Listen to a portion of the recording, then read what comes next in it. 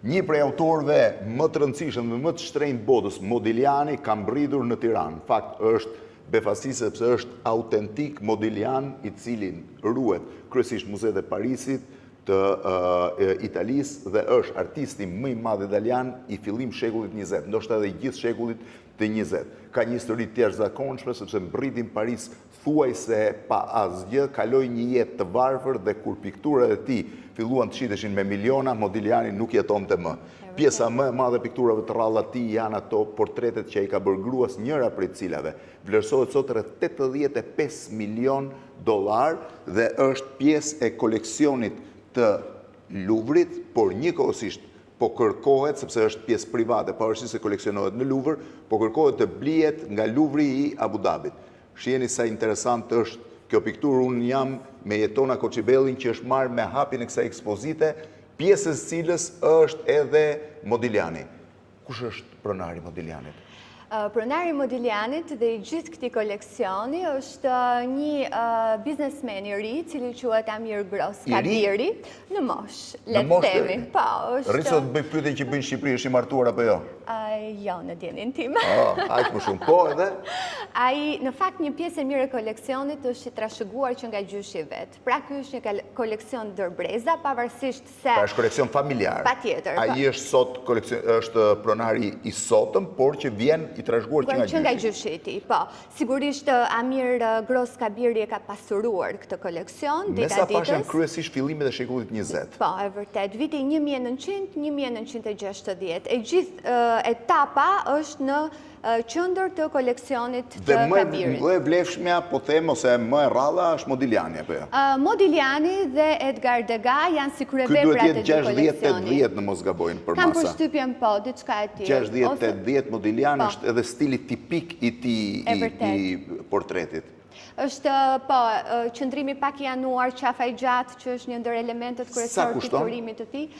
Tani, unë e kam bërë këtë pyetje, më kanë thënë që në letra është vendosur $10 milion, po patjetër që vepra është shumë. Po, patjetër, po doli në kanë, sepse kjo është shitur disa vite më parë. Kjo është shitur në 2013, mos gaboj. 2013 i bie që sot minimalisht jetë trefishuar çmimi. E vërtet. Çfarë po quaj vepre tjetër me vlerë bën pjesë në koleksionin që ai ka sjellë? Sigurisht është një Kees van Dongen me shumë vlerë, janë artistet e para gratë atij shekulli. Është këtej, tek tako artistit, nëse mund të tek artistët shumë interesant. Pse e ka sjell ekspozitën?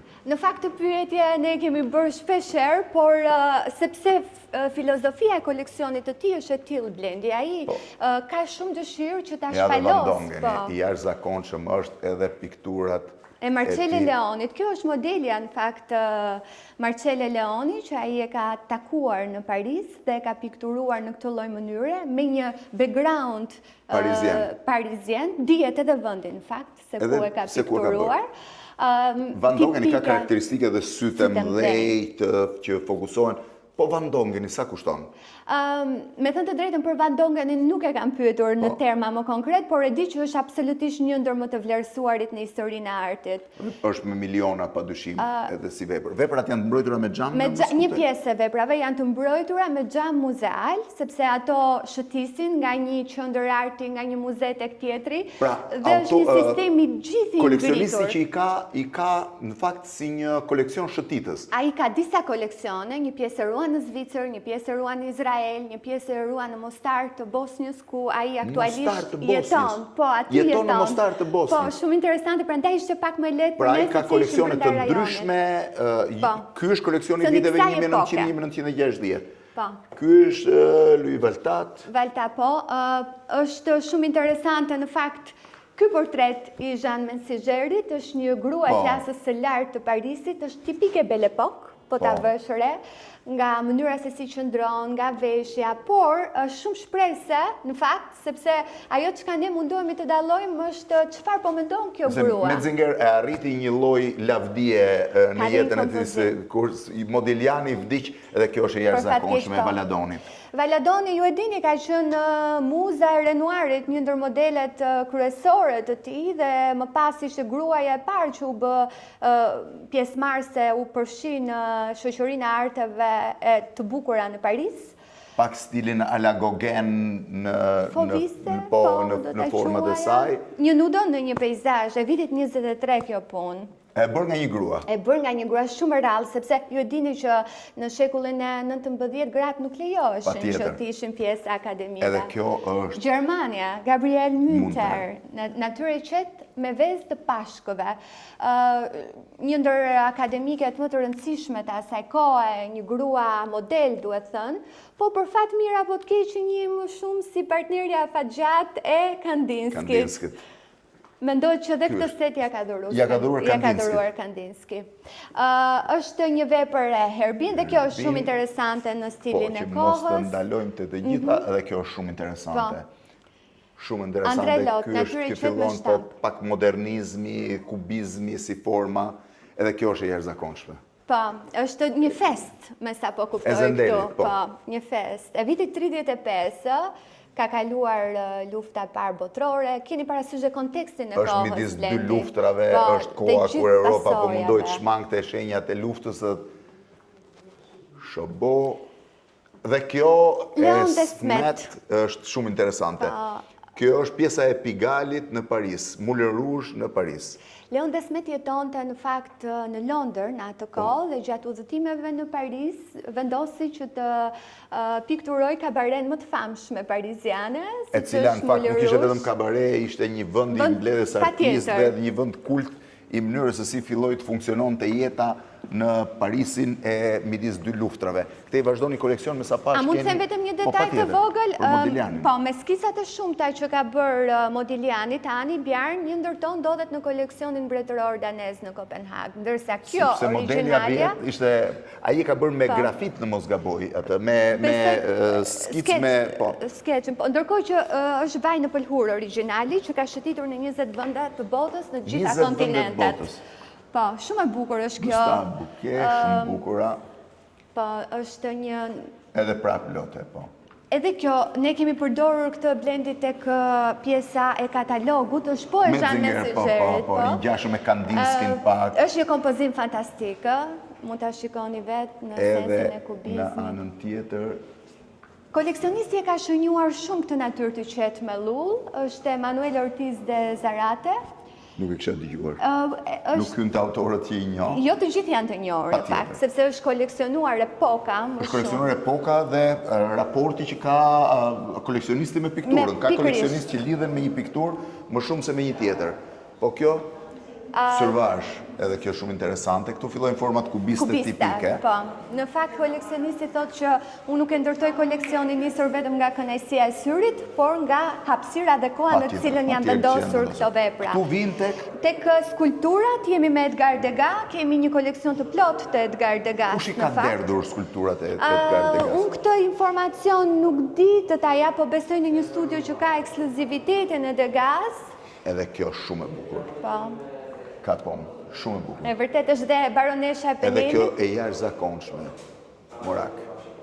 Fantastike. Jemi pikërisht në periudhën e futurizmit, abstraksionizmit, kubizmit, të gjitha rrymave të reja që lindën pas periudhës akademike. Prandaj është quajtur bohemizmi. Dhe këtu hymë në koridorin e balerinave të Degas. Të Degas. Këte janë balerinat se në nëntjetë ndërsa ke janë kuajt, po, të gjitha janë riprodhime të Degas, do më thëmë derdhje të Degas. Absolutisht, ka një koleksion shumë të zjeruar koleksionistit të Degas. Edhe kjo mënyra që e kemi kuruar me këto podet është shumë interesante, e bën shumë e bukur. E bën një ekspozit që çdo muze në botë e kishte zili, mendoj unë, këtë koleksion blendi. Vijon edhe në këtë anë, ndërkohë këtu arrin tek pjesa më e rëndësishme. Atëherë vazhdojmë në korridor dhe kthehemi aty për ta mbyllur, po ja lëm për në fund nga pjesët më të rëndësishme. Jemi sërish në këtë epokë. Sa punë ka sjell nga koleksion? Duhet të ndiku tek 50 punë. Punët mbërritet me charter, ne i sollëm pastaj me një kamion të sigurisë shumë të lartë nga Rina si këtu. Vetëm inshuranca e këtyre sigurimi duhet ketë kushtet e çfarë kosto. Sigurisht na kanë ndihmuar shumë koleksionistë vetë nuk do e bënim dot këtë gjë, e sigurt. Herbin, po. Janë këto kompozime tipike të asaj. Po, është koha kur filloi. Është një fakt shumë interesant blendi se kur flasim për këto periudha mendohet se jetonin në një prallë artistët, por disa prej artistëve kanë qenë në luftë. kam pasur dhe jetë shumë të keqe. E vërtet. Ke parasysh që shumë prej tyre i jepnin pikturat për një pjatë supë ose për të ngrënë në një restorant. Modigliani jepte vetëm për bojra dhe penela. Dhe bojra dhe penel, dhe disa prej tyre... Vetëm ta përmend pak ndjes, kjo është një portretizim i luftës së parë botërore që Simon Monzan e ka bërë në këtë lloj mënyre urin, si një metamorfoze shpirtit dhe trupit, ai ka qenë vetë në luftë, prandaj që e ka bërë. Kjo. Edhe kjo ishte një A të ngjan pak me shile? Më vonë. Shumë interesante. Është një portret shumë interesant. Shumë interesant edhe mënyra prapë është hija e luftës që lëviz.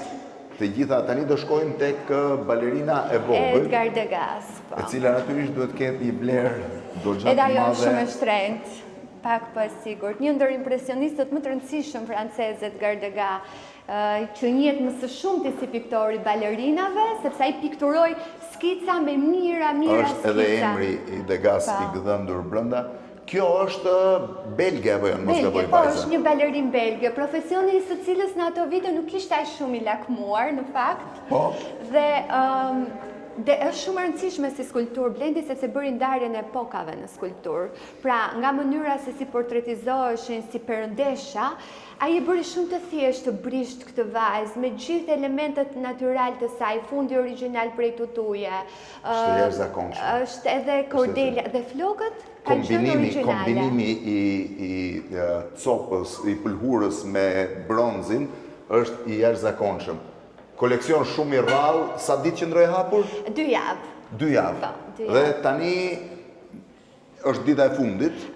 Po, deri të dielën. Çfarë prisni mbas? Pas kësaj do të jetë Enzo Cucchi, një ndër artistët më të mirë italian, i cili po krijon një ekspozitë sajt specifik vetëm për hapësirat e qendrës për hapje dhe dialog. Faleminderit, siç e pat, një Modiglian origjinal dhe skulpturat riprodhohen, se nuk mund të thuash janë vepra, se varet gjithmonë nga kallupët, të Degas në kryeministri në Tiranë. Jetona, faleminderit. Ishte shumë kënaqësi Blendi, faleminderit ty për pasionin për artin.